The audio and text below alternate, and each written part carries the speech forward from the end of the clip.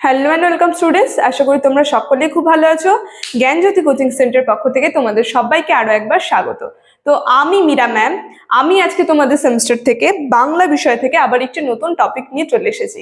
আজকে আমি যেটা নিয়ে আলোচনা করব, দেখো সেটা আমি বোর্ডেই তুলে ধরে দিয়েছি। তোমাদের যে বাংলা গদ্য সাহিত্য রয়েছে, সেই গদ্য সাহিত্য থেকে এই যে বিদ্যাসাগর যে রয়েছে, ঈশ্বরচন্দ্র বিদ্যাসাগর, তার অবদান কতটা রয়েছে সেটা সম্পর্কে কিন্তু আলোচনা করব।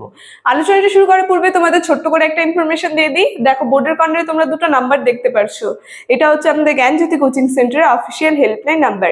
এখানে তোমাদের অনলাইনে ক্লাস করানো হয়, তার সঙ্গে তোমাদের নোটস দেওয়া হয়। তো তোমরা যারা যারা আমাদের সঙ্গে অনলাইন ক্লাসে যুক্ত হতে যাচ্ছ, তারা উপরে দেওয়া নাম্বার দুটির সঙ্গে যোগাযোগ করে কিন্তু আমাদের সঙ্গে যুক্ত হয়ে যেতে পারবে। ঠিক আছে, তাহলে আলোচনাটি আমি শুরু করছি। দেখো, প্রথমেই বললাম তোমাদের যে গদ্য সাহিত্য রয়েছে, সেই গদ্য সাহিত্য থেকে ঈশ্বরচন্দ্র বিদ্যাসাগর যে আছে তার অবদান সম্পর্কে আমি আলোচনা করব। দেখো, তার অবদান সম্পর্কে যদি আমি বলি, এই যে ঈশ্বরচন্দ্র বিদ্যাসাগর যিনি আছেন, তাকে বলা হয় বাংলা গদ্য প্রথম স্বচ্ছ হিসেবে চলতে শুরু করেছিল তার হাত ধরে। এই যে বাংলা গদ্য সাহিত্য রয়েছে, সেটা যে একটা স্বচ্ছ আকার, মানে একটা পরিষ্কার, কোনো ত্রুটি ওখানে আমরা দেখতে পারবো না। ঠিক আছে, এই ভুল ত্রুটি ছাড়া একটা পরিষ্কার এবং স্বচ্ছ বাংলা গদ্য সাহিত্য যদি আমরা দেখি, যার হাত ধরে শুরু হয়েছিল, সে কিন্তু এই বিদ্যাসাগরই ছিল। ঠিক আছে, দেখো, এবং তার যে অবদানগুলি রয়েছে, সেই অবদানগুলি সম্পর্কে আমি এক একটা ছোট ছোট পয়েন্ট করে দিয়েছি। এই পয়েন্টগুলো ধরে ধরে আমি আলোচনা করব। দেখো, প্রথমে আমি লিখেছি তাকে হচ্ছে যুগ শিল্পীর কবি বলা হয়। এটা খুবই গুরুত্বপূর্ণ। এই যে বিদ্যাসাগর যিনি আছেন, তাকে কিন্তু যুগ শিল্পীর কবি বলা হয়। ঠিক আছে, আর তার যে রচনা, তিনি যে রচনাগুলো করেছিলেন বাংলা গদ্য সাহিত্যে, দেখো তিনি হচ্ছে বাংলা গদ্যের যথার্থ শিল্পী। দেখো, এখানে আমি লিখে দিয়েছি, তিনি এই যে বাংলা গদ্য সাহিত্য রয়েছে, সেই বাংলা গদ্য সাহিত্যের একজন যথার্থ শিল্পী ছিলেন। ঠিক আছে, তার অবদান নিয়ে যতটাই আলোচনা করব, দেখো বলেছি তার পরের পয়েন্টে আমি পরের লাইনে আমি বলেছি যে বাংলা ভাষায় প্রথম কলা নৈপুণ্যের অবতারণা করেন তিনি। এই যে বাংলা ভাষায় কলা নৈপুণ্য রয়েছে, সেই কলা নৈপুণ্যের অবতারণা কিন্তু তিনি করেছিলেন। দেখো, তারপরে বলা হয়েছে যে গদ্য সাহিত্যে তার রচনার বিভাগ, মানে তিনি যে গদ্য সাহিত্যগুলো রচনা করেছিলেন, সেগুলো শুধুমাত্র তার এই গদ্য সাহিত্যকে কিন্তু অনেকগুলো ভাগে ভাগ করা হয়েছিল। ঠিক আছে, দেখো আমরা দেখব তার যে গদ্য সাহিত্যগুলি রয়েছে, তার মধ্যে আমরা দেখব অনুবাদকমূলক গ্রন্থ। তিনি কি করেছিল? অনুবাদকমূলক গ্রন্থ যে আছে, এই গ্রন্থ রচনা করেছিল।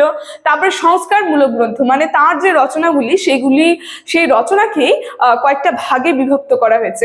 আমরা প্রথমে দেখলাম অনুবাদকমূলক, তারপরে রয়েছে শিক্ষামূলক, ঠিক আছে, তারপরে রয়েছে সমাজ সংস্কারমূলক, তারপরে রয়েছে লঘু রচনা, তারপরে রয়েছে মৌলিক, ঠিক আছে, মৌলিক রচনা। ঠিক আছে, এই যে এই ধরনের পাঁচটা পার্টে, মানে পাঁচটা ভাগে তার যে রচনা, তার গদ্য সাহিত্যগুলোকে কিন্তু বিভক্ত করা হয়েছে।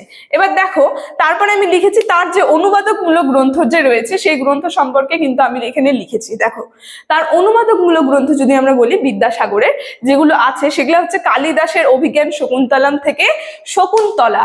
ঠিক আছে, এই যে কালিদাস যে অভিজ্ঞান শকুন্তলম যে লিখেছিলেন, তার সেই লেখা থেকে তিনি কি করেছিলেন, এই যে এই শকুন্তলা গ্রন্থটি রচনা করেছিলেন। ঠিক আছে, যেটা হচ্ছে 1858 খ্রিস্টাব্দে কিন্তু তিনি রচনা করেছিলেন।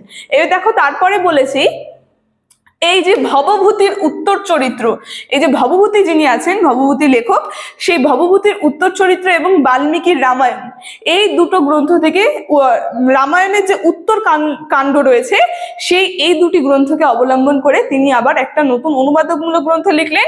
সেটা হচ্ছে সীতার বনবাস। ঠিক আছে, যেটা 1806 সালে তিনি লিখেছিলেন। তো এই সমস্ত গ্রন্থগুলো কিন্তু বিদ্যাসাগর লিখেছিলেন। দেখো, তার সম্পর্কে যদি আরো বলি, আরো গ্রন্থ রয়েছে এই অনুবাদকের মধ্যে। রয়েছে আরো যে ইসপের ফেবলেস অবলম্বনে কথামালা এবং মার্সম্যানের হিস্ট্রি অফ বেঙ্গল অবলম্বনে বাংলার ইতিহাস। ঠিক আছে, বাংলার ইতিহাস তিনি কিন্তু রচনা করেছিলেন, মানে মার্সম্যানের যে হিস্ট্রি অফ বেঙ্গল, আর ইসপের ফেবলাস যে রয়েছে, ইসপের ফেবলাসের অবলম্বনে কথামালা যে গ্রন্থ রয়েছে, এই দুটি কিন্তু অবলম্বনে তিনি কি করেছিলেন, বাংলার ইতিহাস এই গ্রন্থটি তিনি লিখেছিলেন। ঠিক আছে, দেখো, তারপরে বলেছি তার অবদান সম্পর্কে যদি বলি, তার যে গ্রন্থগুলি কি কি বিষয় নিয়ে ছিল, সেগুলো হচ্ছে বিধবা বিবাহ প্রবর্তন, বহু বিবাহ রোধের জন্য বিদ্যাসাগর কলম ধরতে হয়েছিল। এই যে সমাজ সংস্কার, সব থেকে আমরা যেটা দেখব, বিদ্যাসাগর সমাজ সংস্কারে কিন্তু গুরুত্বপূর্ণ ভূমিকা পালন করেছিল।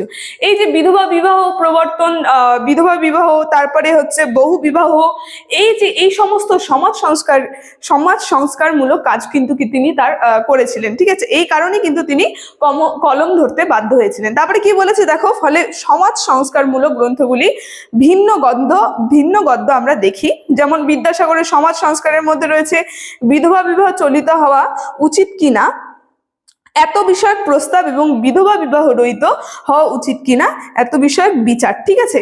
এই যে বিধবা বিবাহ হওয়া উচিত কিনা এটা নিয়ে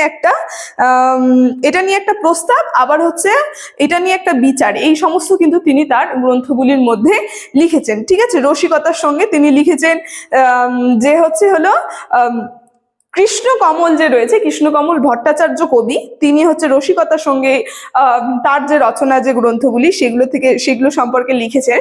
দেখো, এইরূপ উচ্চ অঙ্গের রসিকতা বাংলার ভাষায় অতি অল্পই আছে। এই যে এই সমস্ত উচ্চ অঙ্গের যে রসিকতা, তার রচনাগুলি যে বিদ্যাসাগরের ছিল, তো বাংলা এগুলো আমরা খুবই কমই দেখতে পাবো। তো বাংলা গদ্য সাহিত্য বলতে আমরা যা বুঝি, বিদ্যাসাগরের হাত ধরেই কিন্তু তা প্রথম শুরু হয়েছিল। বাংলা যে গদ্য সাহিত্যের রীতিটা, এটা কিন্তু বিদ্যাসাগরের হাত ধরেই প্রথম শুরু হয়েছিল। সেই জন্য দেখো, রবীন্দ্রনাথ কবি যিনি আছেন, তিনি কি বলেছেন, তিনি বলেছেন যে বিদ্যাসাগর গদ্য ভাষায় উচ্চ শৃঙ্খল জনতাকে সুশৃঙ্খল এবং সুবিভক্ত এবং সুবিন্যাস, সুপরিচ্ছন্ন এবং সুসংযত করিয়া তাহাকে সহজ গতি এবং কার্যকুলসতা দান করিয়াছিল। দেখো কি সুন্দরভাবে বলেছে, তিনি সমাজ সংস্কারে এই সমস্ত কাজ কিন্তু তিনি করেছিল তার লেখনী, তার রচনার মধ্যে দিয়ে, ঠিক আছে। তো এই বাংলা গদ্য সাহিত্যে তার অবদান কিন্তু খুবই গুরুত্বপূর্ণ, ঠিক আছে। দেখো, তো আজকে এই যে বিদ্যাসাগর যে রয়েছে, তার গদ্য সাহিত্য বিকাশে তার যে অবদান, এই অবদান সম্পর্কে আলোচনা আমার এতটুকুনি ছিল। আলোচনাটি আমি এখানেই শেষ করছি। ভিডিওটি যদি ভালো লেগে থাকে, অবশ্যই like, comment, share and subscribe করে দেবেন। Thank you.